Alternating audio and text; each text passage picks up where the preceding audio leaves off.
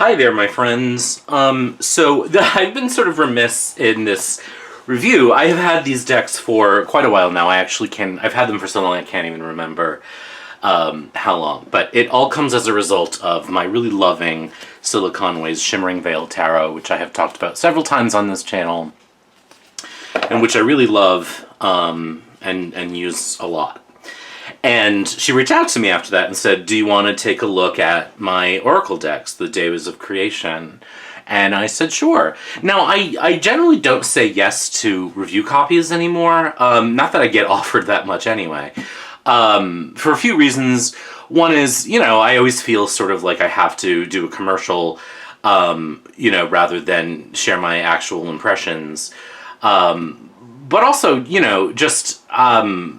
I tend to review things that I'm interested in or that pique my interest or that I'm excited about, and I just didn't. And most of the time, like, other things are just sort of like in the periphery, and maybe I'm not the right person to review them. In this case, I had known of these decks, and I just don't use Oracle decks much, if at all, really. So it just hadn't really occurred to me to sort of look closely at them. I know that this in particular has been around for a minute and that it's really popular. But I said, yeah, why not? Because I really do like the deck a lot, and I like Cilla's artwork. And so I got them, I looked at them really briefly, but I also knew that in order for me to sort of speak to it in a review, I was going to really need to read through the guidebooks, because this is sort of a realm that's unfamiliar to me. And even after reading the guidebooks now, I still sort of feel like it's hard for me to speak to this, because I feel like to really give you a sense of the experience, I would need to work with them for a while. But I've already kind of delayed making a review or video about them. And so I figured the best thing to do really at this point is just to talk about them in a sort of an interested way and share with you what I think is gorgeous. Because these are really two really exciting decks, and they can be used together or separately. They can't be mixed into one deck, but they can be sort of worked with simultaneously. I'm just adjusting this light a little bit. So this came first. This is the Devas of Creation, working with the energies of the universe. And then this is more recent. I think this is from last year. The multi-dimensional Devas, the 11 dimensions of creation. Let's just put this one aside. This is amazing. These are both amazing, but like the production quality of this is kind of mind-blowingly good. Now, in the guidebook, Cilla talks about how you don't really need the guidebook in order to work with the deck. I would say you would be missing out if you didn't work with it. In part because I think it's a different system or way of thinking. Certainly understanding what Devas are. And I'll just read a little bit here. It's a Sanskrit word meaning shining one. It has more of an ancient slant than our more modern familiar term angel, which comes from the Greek word angelos, meaning messenger. The Devas are primordial energies, invisible energy patterns in the universe, which contain the blueprints for every aspect of existence, from the smallest subatomic particle to the universe itself. They are multidimensional beings, each one part of the implicit order that physicist David Bohm talks about, where the universe is simultaneously the whole and all its unfolded layers. Thus every Deva contains within itself the whole cosmos, the holographic image of the divinity. We ourselves are an integral part of that underlying order, a unique particle of the divine mind. I'm going to continue, because it's harder to explain this myself than it is to just tell you what the book says. The Deva cards depict concepts from the latest scientific theories, for example, the idea of a holographic universe, implying that the universe is a projection of some greater reality that includes a number of curled-up dimensions. Physicists now consider matter to be a matrix of interconnected energy particles. There may be strings or even multidimensional brains of energy that vibrate together at different frequencies to form a vast unified harmony. And some physicists are now openly saying something I intuitively believe to be true, that this energy is aware. So there's this really sort of interesting connection to sort of ancientness and modern science, which I think is something that doesn't really get talked about very much in sort of new agey or spiritually communities, which there's some benefit to doing it. So really I would definitely understand, I would definitely recommend working with the guidebook. and just exploring, what it is that you're working with. There is a structure to the deck, and you would really only know the structure of the deck again in working with the guidebook, because the cards are not labeled. Now, this is something I would say as a reviewer, I wish the cards were labeled. Now, I 100% can understand why they're not. They're numbered, so that you can reference it in the guidebook. And as an artist, and I think as a diviner too, I think what Cilla is going for is that it's really the art, the energy of the card, the painting, that is sort of preeminent and should be explored and worked with, and sort of dived into. But I think the choices are so interesting, and the structures and the names that the cards are given or are really an interesting thing. If we go through sort of the first few, the void, through first light, through the source, creation, grace, eros, ecstasy. This first thing kind of takes you through the creation of matter in a way, and even just the idea of the Devas and the places on them, on the sort of spectrum, are interesting, and the description of what it is interesting too. So my point ultimately is that I think that the paintings, as an artist and diviner, I think Cilla's sort of focus is the paintings, as it should be. I kind of wish that I knew which painting I was looking at, but on the other side of that coin, you're not hemmed in by anything, so it's a very kind of individual experience if you want it to be. So, I really don't read for myself, and I don't really work with oracle decks. So now, how do I say whether or not this is an effective deck or not? Well, I can't. You know what I mean? It's really, I think, something that you would want to and need to experience on your own. But as I'm talking, I'll just sort of look through some of the cards so you can see just how gorgeous, And that one thing that I really respond to in this kind of deck is the openness to potential, and in a way it's sort of like the way we work with that we experience art, which is to not tell it what it means to us, but to let it move, and so to do sort of meditative divination with this, to do a reading that you just sort of, let me zoom in a little bit more here. Like, at first glance, this looks like there's something sort of just like a, green sort of something, and then just these little strokes suddenly create sort of an entity, a being. You know what I mean? And so I think it's something that you really could sink into and fall into and explore. These are not in order, because I'd shuffled it. I wanted to see how it shuffled.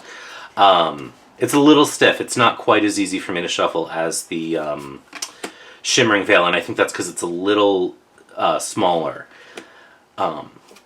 I will also say there's a lot of cards in this deck, and so, if you want to sort of, you could work through them in order without sort of randomizing them, but you could absolutely randomize them and go a long time and never get a repeat, or, put the cards that you've already worked with aside and go through the whole deck. But they're really just gorgeous paintings and so evocative and really moving, and if I were someone who used sort of divination in a spiritual way, or a way that I explored meditation, etc., this I think would be fantastic. And I really do love Cilla's artwork, and the Shimmering Veil, which again I have a walkthrough of, is just sort of devastatingly beautiful, and has one of my favorite death cards ever. So I love this. I love this as an idea. I love it as a system. I love sort of a connection to something scientific, but also the idea that science and magic are kind of the same thing. There are some spreads in here that you can use, and it's just, again, I think while you can certainly work with the without the guidebook, I think again it would be I don't know, I think you'd be missing something if you chose not to. Some elements will be familiar, like all the planets. So you wouldn't need, or may not need, the guidebook in those cases. But and so then after sort of having this and doing some more work and exploring just more of science and nature and all of the things, then this deck, which is kind of a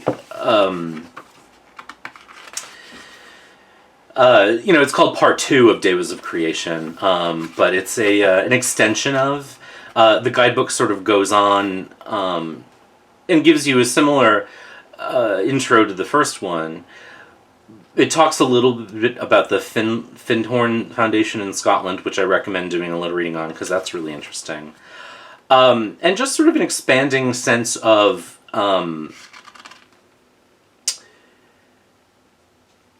the universe, and an expanding sense of the way that these cards are worked with, and the idea of Devas and dimensionalities. And so, like the first, this has a structural element to it, again, which is you need the guidebook to know it. There's the dimensions, the angelics, the Devas and archetypes, inner states, physicality, the mind and the shadow, the last story, and breaking through. And what's really kind of amazing, and I think, I love both of them. This one sort of says something to me just instinctively on a deeper level, because it also explores climate and climate change and our impact on the world around us, and how we are both of the world and destroying it at the same time. So it's a thing that I think I don't want to sort of spoil. I think it's something you want to experience as you look at the deck. The production quality of these cards is exceptionally good. The cardstock is amazing. These backs are beautiful. It's gilded. I sort of wish the Shimmering Veil had this cardstock. I know there's a new version, so maybe it does, but I have the old one.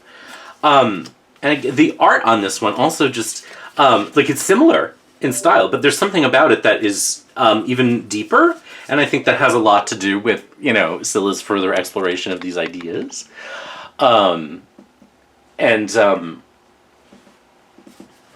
It's just, again, it's beautiful. It is meditative. It vibrates, and I think inspires, and it makes me even want to work with it as a writing prompt. Because I haven't been feeling particularly creative lately as a writer, and to just sort of work with these cards as inspiration for writing feels kind of like a good idea. So, these are beautiful. I don't read Oracle decks much, and part of the reason why is I get what I need from tarot. There was a time in which I felt sort of hemmed in and stuck by the structure of tarot, but I found a way to break through that. And you sort of have, my history of that on this channel. It's what this channel is sort of recorded, and also in my books. But these are gorgeous, just so amazing. And again, beautifully produced. This is an exceptionally beautiful production, but the first one is amazing too. This just sort of is so sort of gorgeous and exceptionally beautiful. But again, if you were to work with it, I would use the guidebook. I would work with it, and see what it has to say, because this is all very intentional. This isn't sort of random images. These are thoughtfully selected and chosen and created, purposeful. So, though it's hard for me to talk about Oracle decks because, again, I don't use them much, and this is sort of it's a deep thing, I think it's a thing that really requires sort of investigating and spending time with. But I did want to, not only just because she offered to send them to me, because I easily could have said no, and I like her work enough to have said yes, but also that it's just an investment in exploration that I haven't had time or, you know, the call to push toward. But I think they're gorgeous, and I wanted to show them off.